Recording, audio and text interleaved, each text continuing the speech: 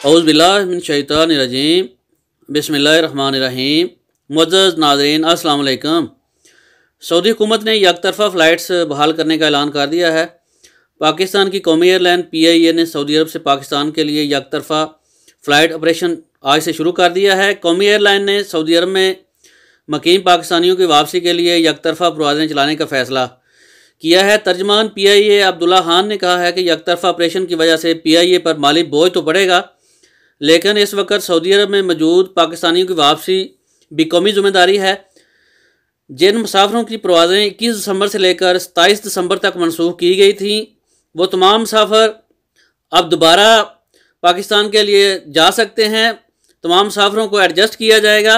वो तमाम मुसाफिर पाकिस्तान के लिए उनको मुतबादल फ़्लाइट्स मुहैया की जाएंगी। फ़िलहाल PIA ने 6 परवाज़ें चलाने का फ़ैसला किया है, ताहम मुसाफिरों की ज़रूरत को देखते हुए परवाज़ों की तादाद में इजाफा किया जाएगा। सऊदी सिविल एविएशन ने फ़ज़ाई कंपनियों को सऊदी अरब से गैर मुल्की मुसाफिरों को ले जाने की मशरूत इजाज़त देने का ऐलान किया है, जिसमें एहतियाती तदबीर का खास ख्याल रखना होगा।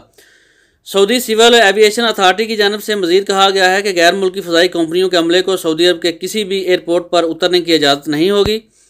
जो मुसाफिर सऊदी अरब से पाकिस्तान जाना चाहते हैं वो PIA और सऊदी एयरलाइन के ज़रिए पाकिस्तान जा सकते हैं।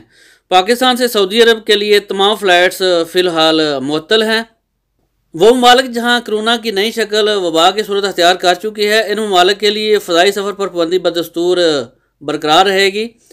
प्यारे नाज़रीन, सऊदी हुकूमत की जानिब से जैसे ही न्यू अपडेट्स मसूल होंगी हम आपके साथ बर वक्त शेयर करेंगे। अगर आपने हमारे चैनल को अभी तक सब्सक्राइब नहीं किया तो सब्सक्राइब कर लें, ताकि सऊदी अरब की खबरें बर वक्त आप तक पहुँचते रहें। आपके कीमती वक्त का बहुत बहुत शुक्रिया। अस्सलाम वालेकुम वरहमतुल्लाहि वबरकातुहू।